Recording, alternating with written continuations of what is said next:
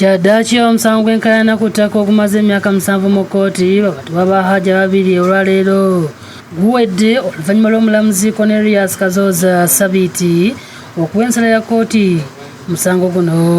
Mu nsala ya kkooti omulamuzi ategeeza nga yebazuula nga Haji Mulondo Nasuru nti okuwaba kwe kwali kutuufu olw'okunyigirizibwa ennyo munne Haji Shaban Kiweewa ku ttaka eryogerwako.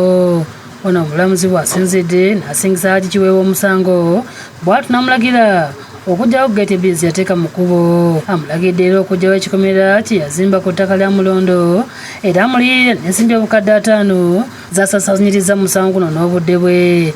Ensala eno esanyudde Haji Mulondo ne banne ssaako munnamateeka we Abbas era nga twogeddeko nabo oluvannyuma lwa kkooti ne yeebaza omulamuzi ne Siga eddamuzi okusala amazima. Alagidde geeti ziyateeka mu kkubo yaziteekawo mu bukyamu era yakikola mu bukyamu ddala era n'alagira zive mu kkubo.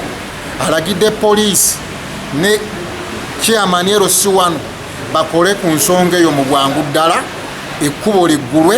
Ne ploti endala mwami Mulondo yali asembye ku ate n'ayita mwami Kiweewa nayo n'agiwamba era akyagirimu. So n'olwekyo kiwa essanyu kubanga ensonga eno ebadde erudde ng'ebagugumbiza nnyo ebintu bya munna byonoonya abimusizaako okubako kyakolya ku ttaka okwo.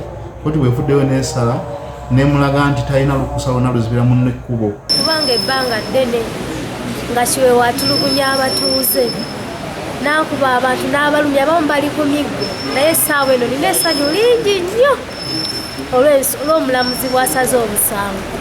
Tusaba bannamateeka bakikwatwako abapoliisi amagye balondoole omwami oyo Kiweewa kubanga Kiweewa ebintu byakola sibisaanidde kukola mu ggwanga eririmu amateeka. Ye Kiweewa ne bannamateeka be mu kkooti tebalindye eyo. Ebuyinza Abbas Jomboyengo ne yaguza Haji Kiweewa ategeeza ng'omuntu we gwe yaguza bw'aleese obutali butebenkevu mu kitundu wabula nga naye asanyukidde ensala eno. Naye neebaza Allah okubeera nga asobodde omulamuzi Ssabiiti Kakoza obuyinza bwe yawadde regisitwa walandi wano we tuli okubeera nga musajja waffe Nasuru Mulondo naye omusenze gwe twasinza musajja naye yagula n'anyigirizibwa emyaka 7 naye olwaleero nga judgment Mulondo Nasuru awangudde. Joseph Innocent Senfuma yakusakidde eggulu eno ku WAMENYA TV.